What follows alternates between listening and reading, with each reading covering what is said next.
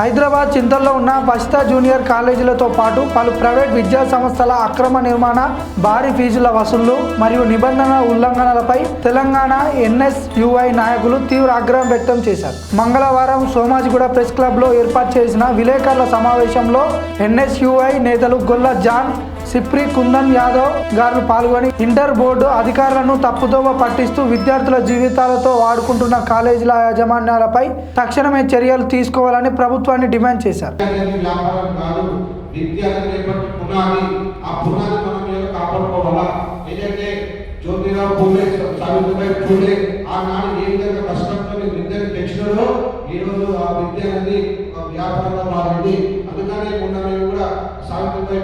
Cinema కూడా చాలా చూపించినాం. అసలు విద్య ఈ దేశానికి ఎట్లా వచ్చిందని చెప్పి వాళ్ళ త్యాగం వల్ల ఈరోజు విద్య చదువుకోవాలా అనే ఒక త్యాగం ఉంటే ఈరోజు ఈ కాలేజీలో అన్ని కూడా బట్టబాలేసి మొత్తం అక్రమాలకు పాల్పడుతున్నారు. భాషిక కాలేజీ వెంటనే సీజ్ చేయాలి. ఏదైతే కమిషనర్ కమిషనర్ కానీ ఈ యొక్క జిహెచ్ఎం పరిధిలో కూడా మేము కంప్లైంట్ ఇచ్చినాం. ప్రతి అధికారులకి కోర్టులో కూడా ఈ కేసు ఫైల్ చేసినాం. ఆల్రెడీ కోర్టులో కేసు నడుస్తుంది. దీంతో పాటు ఆయన ఏమి చేసిందంటే 5 ఫ్లోర్లు కాదు 4 ఫ్లోర్లు వేసాడు. 5 ఫ్లోర్ స్లిప్ చేసాడు. మేమేం చేసినామంటే ఆ 5 ఫ్లోర్లు ఇప్పుడు బోర్డ్ ఆఫ్ ఇండియన్ రూల్స్ ప్రకారం ఏంటంటే 4 అంతస్తులు ఉంటే ఫైర్ సేఫ్టీ అవసరం లేదు, ఎన్ఓసి కాదు. అది ప్రీవియస్గా ఎప్పుడైతే హైడ్రా వచ్చిన తర్వాత ఆ రూల్స్ చేసిన హైడ్రా కంపల్సరీ ఫైర్ సేఫ్టీ కావాలని చెప్పి ఇప్పుడు రూల్స్ కొన్ని పాస్ చేసినాయి. కూడా హైదరాబాద్ బోర్డ్ ఆఫ్ సెక్రటరీకి ఒక లెటర్ ఇచ్చారు. ఎప్పుడు మేము ఈ చాప్టర్ చెప్పిన తర్వాత హైదరాబాద్ కూడా ఆలోచన చేసి హైదరాబాద్ బోర్డు సెక్రటరీకి ఒక లెటర్ ఇచ్చినారు. పర్మిషన్ కూడా వీళ్ళు పర్మిషన్ తీసుకోవాలి, రెన్యువల్ తీసుకోవాలి కాలేజ్ పర్మిషన్.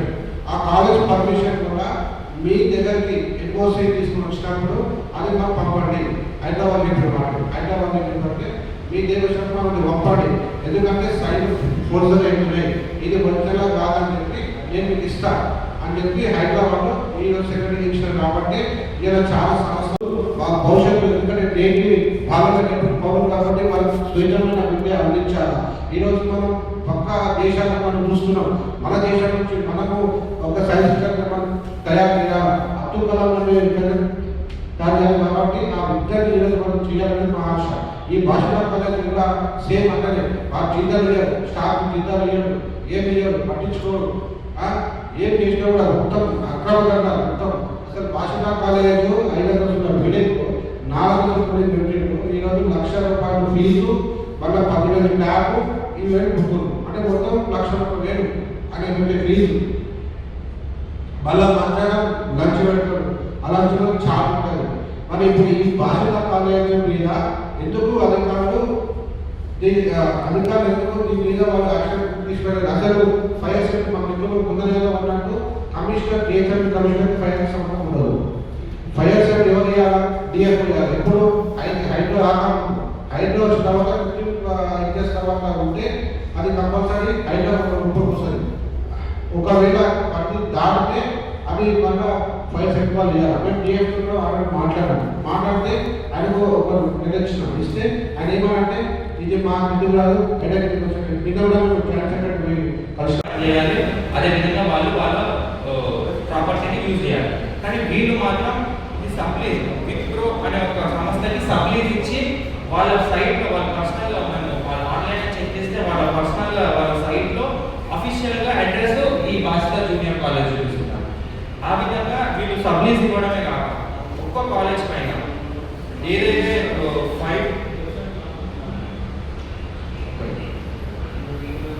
59219 అనే కాలేజ్ కోడ్ నంబర్ అన్నది ఏదైతే ముందుగా Sai Teja junior college and ఇప్పుడు భాషిత జూనియర్ కాలేజ్గా పేరు పొందిందన్న.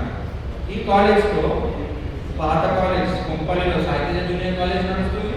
అదేవిధంగా Preetham junior college, 3 college Bhashitha junior college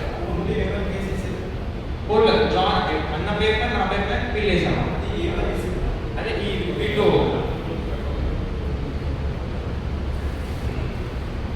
కోర్టులో వేసిన కేసు కాలేజ్ ఎన్నో ఫీజులు పెట్టేసి ఎలాంటి నామ్స్ లేకుండా, ఎలాంటి రూల్స్ అండ్ రెగ్యులేషన్స్ లేకుండా ఎలాంటి సేఫ్టీ అండ్ సెక్యూరిటీ లేకుండా ఈ కాలేజ్ నడిపిస్తుంది.